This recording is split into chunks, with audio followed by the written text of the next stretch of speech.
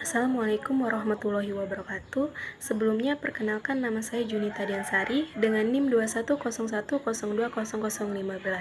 Di sini saya akan mempresentasikan tentang teori uang, inflasi dan deflasi untuk memenuhi tugas materi mata kuliah bank dan lembaga keuangan lainnya yang dosen pengampunya adalah Pak Ariski. Mungkin langsung saja kita ke pokok pembahasan sebagai berikut. Oke, di sini saya akan membahas tentang teori uang terlebih dahulu. Pengertian uang secara umum adalah suatu benda yang keberadaannya diterima oleh umum atau masyarakat luas untuk melakukan pertukaran barang atau jasa. Sedangkan menurut para ahli Rollin G. Thomas, uang adalah segala sesuatu yang diterima secara umum sebagai alat pembayaran bagi pembelian barang, jasa, kekayaan berharga, serta melakukan pembayaran hutang. Kemudian, uang sendiri ada fungsinya, yaitu terdiri dari dua jenis fungsi. Yang pertama, fungsi asli uang dan fungsi turunan uang. Fungsi asli uang terdiri dari sebagai alat pertukaran. Uang digunakan sebagai alat mempermudah pertukaran. Dan yang kedua, sebagai alat satuan hitungan. Satuan hitungan diperlukan untuk melakukan atau menetapkan harga suatu barang. Selanjutnya, fungsi turunan uang. Yang pertama, alat pembayaran yang sah. Yang kedua, penimbunan kekayaan seseorang. Dan yang ketiga, alat pemindah kekayaan. Dan yang keempat, standar cicilan hutang. Dan yang terakhir, alat mendorong kegiatan perekonomian. Kemudian, ada pun jenis-jenis uang sendiri. Yang pertama, berdasarkan lembaga yang menerbitkannya, yaitu ada uang giral, kartal, dan kuasai. Yang kedua, berdasarkan bahan pembuatannya, ada uang logam dan uang kertas yang dimana sering kita jumpai atau sebagai alat memenuhi kebutuhan pokok kita. Dan yang terakhir, berdasarkan kawasan penggunaannya, ada uang lokal, uang regional, dan uang internasional. Kemudian selain ada jenis-jenis uang, ada pun nilai uang. Apa sih nilai uang itu sendiri? Nilai uang menurut Muhammad Al-Imron adalah suatu kemampuan yang dapat ditukar dengan beberapa jenis barang atau jasa tertentu. Kemudian, secara umum nilai uang terbagi menjadi 3 jenis, yaitu nilai intrinsik, yaitu nilai bahan untuk membuat mata uang, misalnya berapa nilai emas dan perak untuk membuat mata uang. Dan yang kedua, nilai nominal, yaitu nilai yang dicantumkan pada mata uang atau cap harga yang tertera pada nilai mata uang. Dan yang terakhir, nilai real. Nilai real adalah kemampuan daya beli atau daya tukar untuk mendapatkan barang tertentu. Selanjutnya, nilai uang berdasarkan penggunaannya ada dua, nilai internal uang dan nilai eksternal uang. Nah, selain itu, ada pun contoh kasus dari uang tersendiri, yaitu seperti kasus pemalsuan uang di Indonesia, yang dimana Polres Brebes, Jawa Tengah meringkus 4 tersangka jaringan pengedar uang palsu. Modusnya, pelaku menyetor uang palsu melalui agen bank di desa dan setelah masuk rekening, uang diambil melalui ATM. Kapolres Brebes AKBP Faisal Febrianto menjelaskan tersangka berinisial KD, B, US, dan A. Sudah ada 3 agen bank di Kecamatan Sirampong, Brebes yang menjadi korban aksi para tersangka ini. Nah, terakhir sebelum ditangkap, mereka melancarkan aksinya di desa Benda. Para tersangka pengedar uang palsu tersebut terancam pasal 36 ayat 3, pasal 26 ayat 3, dan atau pasal 36 ayat 2. Pasal 26 ayat 2 Undang-Undang Nomor 7 Tahun 2011 tentang mata uang. Nah, itulah tadi penjelasan mengenai teori uang. Adapun juga contoh kasusnya seperti peredaran uang palsu. Di sini bagaimana sih cara mencegah peredaran uang palsu? Menurut saya pribadi, kita bisa ikut berpartisipasi dalam berkontribusi melalui koordinasi pencegahan uang palsu yang telah didirikan oleh pemerintah. Secara umumnya atau secara sederhananya, kita bisa menggunakan strategi dalam bentuk media sosial, yang artinya kita dapat mempersebarluas tentang penjelasan mengenai uang atau ciri-ciri uang atau perbedaan dari uang palsu atau uang asli, sehingga masyarakat dapat mengetahui tentang hal tersebut dan terhindar dari kerugian masyarakat. Nah, oleh karena itu, untuk mengetahui keaslian uang rupiahmu adalah salah satu cara mencegah peredaran uang palsu. Nah, itulah tadi. Mungkin itulah yang dapat saya sampaikan tentang teori uang. Kemudian saya akan menyampaikan tentang teori inflasi dan deflasi. Oke, selanjutnya saya akan membahas tentang teori inflasi. Apa sih inflasi itu? Inflasi secara umum adalah kenaikan harga secara luas. Inflasi juga bisa dikatakan sebagai proses kenaikan harga, yaitu adanya kecondongan bahwa harga barang meningkat secara terus-menerus. Sedangkan menurut para ahli ekonom Parkin dan Babe, inflasi adalah penggerak ke arah atas dari tekanan inflasi. Hal ini juga bisa disebut dengan seberapa banyak uang untuk memperoleh barang tersebut. Nah, kemudian ada pun dampak dari inflasi tersebut, yaitu ada dampak positifnya dan dampak negatifnya. Dampak positifnya yaitu dapat mendorong perekonomian sehingga membantu meningkatkan pendapatan nasional dan mendorong masyarakat untuk melakukan investasi, menabung dan bekerja.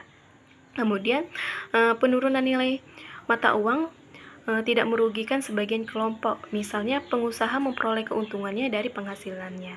Dan yang ketiga, bagi produsen dapat mendapatkan pendapatan yang lebih tinggi. Dan yang ketiga, bagi debitur ketika melakukan atau membayar pelunasan hutang, nilai mata uangnya lebih rendah dibandingkan ketika meminjam. Oke, selain ada dampak positifnya, ada pun dampak negatif ketika terjadi inflasi.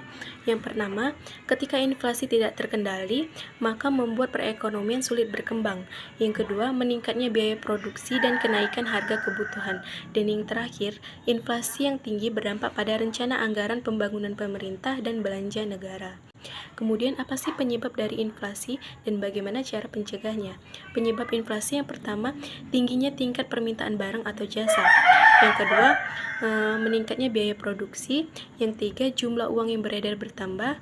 Dan yang keempat, kekacauan ekonomi dan politik. Yang terakhir, utang nasional. Bagaimana cara pencegahnya? Yang pertama, menghemat pengeluaran pemerintah. Yang kedua, menaikkan tarif pajak, dan yang ketiga menaikkan nilai suku bunga, dan yang terakhir menetapkan harga maksimum pada beberapa jenis barang tersebut. Nah, kemudian ada pun macam-macam dari inflasi. Yang pertama, berdasarkan tingkat para inflasi, yaitu ada inflasi rendah, sedang, dan berat, serta inflasi liar. Kemudian berdasarkan penyebabnya, ada inflasi permintaan dan inflasi karena kenaikan harga biaya-biaya produksi. Kemudian berdasarkan asalnya ada inflasi dalam negeri dan inflasi luar negeri. Nah, itulah tadi mengenai teori inflasi. Kemudian ada pun contoh kasus dari teori inflasi sebagai berikut. Nah, ini ada contoh kasus inflasi yang terjadi di Indonesia pada tahun 1998. Pada Agustus 1997, mata uang rupiah melalui bergerak di luar pakem normal. Kemudian September 1997, Bursa Efek Jakarta atau saat ini Bursa Efek Indonesia bersujud di titik terendahnya. Krisis ekonomi yang berkepanjangan yang dimulai pada pertengahan Juli 1997 telah membawa dampak yang kurang menguntungkan bagi perekonomian Indonesia saat itu. Pada bulan Februari 1998, angka inflasi tercatat pada level 12,76%, suatu tingkat inflasi yang sangat tinggi untuk ukuran Indonesia yang selama masa Orde Baru, inflasi selalu ditekan di bawah 2 digit. Kondisi perekonomian Indonesia menjadi sulit dengan melemahnya nilai tukar rupiah. Pemerintah telah mengambil kebijakan moneter yang ketat. Upaya tersebut dilakukan untuk mengendalikan jumlah uang yang beredar melalui operasi pasar terbuka dengan meningkatkan suku bunga SBI yang tercatat pada Agustus 1998 mencapai nilai tertinggi sebesar 69,51%. Anjloknya rupiah secara dramatis menyebabkan pasar uang dan pasar modal juga rontok. Bank-bank nasional mendadak terlilit kesulitan besar. Kemudian ratusan perusahaan, mulai dari skala kecil hingga konglomerat, bertumbangan. Sekitar 70% lebih perusahaan yang tercatat di pasar modal mendadak berstatus insolven alias bangkrut. Oke, di sini saya akan membahas teori yang terakhir, yaitu deflasi. Pengertian deflasi secara umum adalah suatu kejadian yang dimana jumlah barang yang beredar melebihi jumlah uang yang beredar, sehingga harga barang-barang menjadi nurun dan nilai uang menjadi naik. Sedangkan menurut Kamus Besar Bahasa Indonesia, inflasi merupakan penambahan nilai mata uang yang diiringi atau diikuti dengan penurunan jumlah produksi, langkahnya lapangan kerja, dan rendahnya daya beli masyarakat. Selanjutnya ada pun dampak jika terjadi deflasi. Yang pertama dampak positif dan ada dampak negatifnya. Dampak positifnya yaitu menguatnya nilai mata uang. Yang kedua, timbulnya rasa kesadaran manusia akan penting menabung. Yang ketiga, konsumen cenderung lebih berhemat dalam berbelanja, dan yang terakhir masyarakat belajar membiasakan hidup hemat. Sedangkan dampak negatifnya yang pertama menurunkan pendapatan sektor bisnis, yang kedua terjadinya PHK besar-besaran, dan yang ketiga investasi dan harga saham menurun, dan yang keempat produksi barang menurun dan pendapatan menurun. Itulah tadi dampak-dampak jika terjadi deflasi. Kemudian, apa sih penyebab terjadinya deflasi? Yang pertama, menurunnya jumlah uang yang beredar di masyarakat. Hal ini disebabkan karena tingkat peningkatan suku bunga terlalu tinggi. Yang kedua, permintaan barang mengalami penurunan. Yang ketiga, hasil produksi banyak yang sama, sehingga tingkat penawaran lebih besar daripada tingkat permintaan. Selanjutnya, bagaimana cara mencegah terjadinya deflasi? Yang pertama, menerapkan kebijakan fiskal, membentuk dalam pembuatan strategi agar kondisi perekonomian menjadi lebih baik. Dengan cara menurunkan tingkat suku bunga akan menjadi lebih baik perekonomian. Yang kedua, politik diskonto, yang dimana kebijakan ini diterapkan oleh Bank Sentral untuk mengharapkan masyarakat menarik tabungannya di bank, sehingga dapat membeli barang dan jasa. Kemudian, implementasi kebijakan moneter dengan cara menambahkan jumlah uang yang beredar. Dan terakhir, membuat kebijakan non-moneter, misalnya menurunkan nilai pajak dan meningkatkan upah minimum pekerja, dan mendorong pemilik usaha untuk berinovasi dalam menghasilkan produk yang baru. Kemudian ada macam-macam deflasi, yaitu deflasi sirkulasi dan deflasi strategi. Deflasi sirkulasi muncul ketika konsumsi serta daya produksi dalam negara tidak seimbang. Hal ini menyebabkan harga barang-barang produk mengalami penurunan. Sedangkan deflasi strategi, salah satu penyebab utamanya adalah menurunkan tingkat suku bunga. Hal ini yang dilakukan oleh kebijakan Bank Sentral dan pemerintah menyebabkan masyarakat untuk berlomba-lomba menabung untuk mendapatkan bunga yang tinggi. Nah, kemudian ada pun contoh kasus dari deflasi tersebut. Mungkin langsung saja sebagai berikut. Nah, ini contoh kasus deflasi di Indonesia. Di Indonesia mengalami deflasi sebesar 0,16%, dengan indeks harga konsumen sebesar 106,46 pada Juni 2021. Angka ini turun dari Mei 2021 yang mencatatkan inflasi sebesar 0,32%. Deflasi terjadi karena adanya penurunan harga dari beberapa kelompok pengeluaran. Makanan, minuman, dan tembakau mengalami deflasi tertinggi sebesar 0,71%. Kelompok pengeluaran lainnya yang mengalami deflasi adalah transportasi sebesar 0,35%, pakaian dan alas kaki 0,12%, serta kelompok informasi, komunikasi, dan jasa keuangan sebesar 0,01%. Deflasi tertinggi tercatat berada di Kupang sebesar 0,89% dan terendah di Palembang sebesar 0,01%.